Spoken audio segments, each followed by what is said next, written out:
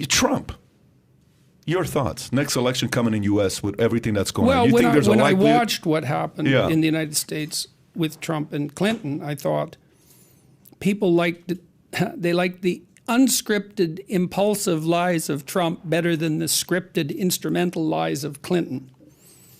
What do you mean by that? Well, Trump gave a different speech generally when he went from audience to audience. He kind of shoots from the hip, kind of, a lot. And it isn't obvious to me that shooting from the hip is really the right way to lead a country. But calculating everything beforehand for maximum impact on your political future, that is also not a way to run a country. And that's how you get pulled into politics by handler, by PR, by opinion poll, by image. We have, you see politicians, we have to protect our image. It's like, really? Do you? You have to protect your image, do you? What's your image exactly? Well, it's what we want people to think we are. Well, how about you be that instead of being the image of that? And you see this dialogue taking place. People don't even notice it. It's like, we have to protect our image. Yeah. It's like, Rogan doesn't protect his image. He doesn't have an image. He's actually there, which is why people are listening to him, or come up with some other excuse. He's a gateway to the alt-right. It's like, really, this left-leaning person with high degree of sympathy for socialist views on the working class site, who's a psychedelic experimenter, hippie, countercultural person, is a gateway to the alt-right. Really, that's Rogan your story. You're talking about. Yeah, of all the stupid stories, right. It's so ridiculous. The only way you could possibly believe that is if you knew nothing about him. Here's my dilemma with Trump, one of many. He's beating the election was stolen drum pretty damn hard. And I look at that as an outsider, again, because I'm Canadian, and I think, well, you Americans, you've been split 50-50 for like 5 decades, like right down the middle, eh? And there's always election trouble, because no system is 100% perfect. Maybe there's like a 1%, 2% margin of crookedness, something like that. And you're probably really not going to get rid of that. Maybe you can maneuver carefully to keep it so that it's never any more than 1 or 2%. But to get rid of that last bit of malfeasance and deception and corruption would take such a heavy hand that would become worse than the problem. And that's a real problem when you're split 50-50, because small election irregularities can throw the whole election. Okay, so it isn't obvious precisely what can be done about that. But the election was stolen narrative, I think it's weak for a variety of reasons. The first is, it's pretty whiny. Like, why didn't you win with a 5% margin then? So how do you know this isn't your fault? And you think the Republicans aren't gerrymandering congressional districts? Because they are. And so it's not obvious that even if it is the case that there is substantive election fraud, that it's all from one side. And so there's that. And then, you're sure that's the message you want to be sending people? That they shouldn't have faith in their most fundamental institution? You might be right, but it's in your interest for that to be true. And so that's a moral hazard. And then, well, what happens when you retake the House? Because that's what's going to happen. I think the Democrats are going to get stomped in the upcoming election. Are those elections somehow valid, but yours wasn't? And so why magically when the Republicans get elected, that's honest, but when they don't, it's not? And so doesn't that take the wind out of your story? It's like, well, it was stolen. Well, you have the House and the Senate. How do you account for that? So that, to me, that's going to weaken that narrative. Trump is capitalizing on anger. He's using the election issue as a means to an end. And he may believe it, but it doesn't matter because it's a weak story, especially when the Democrats lose the House. It's a weak story. So it doesn't have any momentum. But then it's worse than that, because I also think, and I've talked to lots of Republicans about this, is that the best story you've got? You got tradition on your side. You got the truth as an adventure on your side. You got belief in truth on your side. That's been abandoned by the radical left. You've got belief in science on your side. You've got responsibility on your side. You've got the fundamental purpose of higher education on your side. You can't conjure up a better story for Americans than the election was stolen with all that on your side. That's just not very impressive.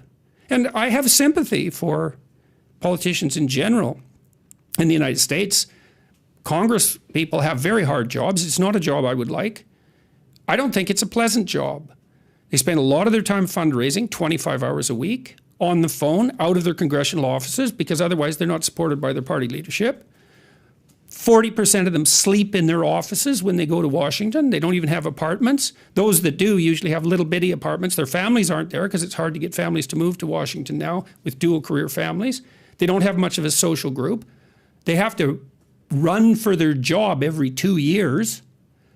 This is not a, plus they're under attack all the time and they're micromanaged and microscheduled. So. But I'm curious, what point are you trying to make? Are you trying to make a point with Trump saying the fact that, you know, election was stolen? Because that's exactly what Hillary Clinton's position was for 4 years. That elections was stolen from her, right? No better when she does it. Oh, no, I'm not even. What I'm trying to say is I looked at it as a weak position. That, it is a weak position. It is a weak position she was taking. I think, okay. But that's the worst of it. It's like, really? Where are you going with this? Are you going with the fact that... Tell a better story. Tell a better story if you want to get reelected? Is that No. The way to reelection is through a better story, but that's not the reason to tell it. The reason to tell it is because you believe it. And for the first time in my life, really, I believe this to be the case, conservatives really have something to sell to young people. And they can sell the meaning of responsibility. Because young people are bereft of meaning. And most people find meaning in responsibility. And when the right talks about responsibility, they kind of do it in that finger-wagging way that makes conservatives unpopular among young people. You should be responsible. It's like, yeah, you should. Why? Well, because your life is chaotic and meaningless and you're stuck in this juvenile surreality. And it's really painful for you and you're anxious and aimless and goalless. And then you look at people who have a life, because maybe you could have a life, and you think, well, what does that life consist of? It's like, well, you have a committed, intimate relationship. There's one. You have friends that you're honest with and playful with. Mm-hmm. So you have a group of friends. You have a job or a career. You know, you learn how to use your life, your time outside of work in a productive, engaging way. You regulate your susceptibility to the multitude of hedonistic temptations that are in front of you. You pay some attention to your mental and physical health. You make a goal, some goals for the future that are concrete. Well, there's 7 things you can do. They're all responsible things. Why? Because then your life will have some meaning. Now, you might say, well, what's the ultimate meaning? It's like, get those things straight first. They're not nothing. And maybe you won't be so damn miserable and bitter and resentful and angry and aimless and anxious and frustrated and disappointed and ashamed if you had 5 of those 7 things going well. And the conservatives can make that case. No bloody left isn't making that case. It's like for them, responsibility is pretty much equivalent to totalitarian patriarchal oppression. And the conservatives could just take that and say, no, our institutions, they're pretty solid.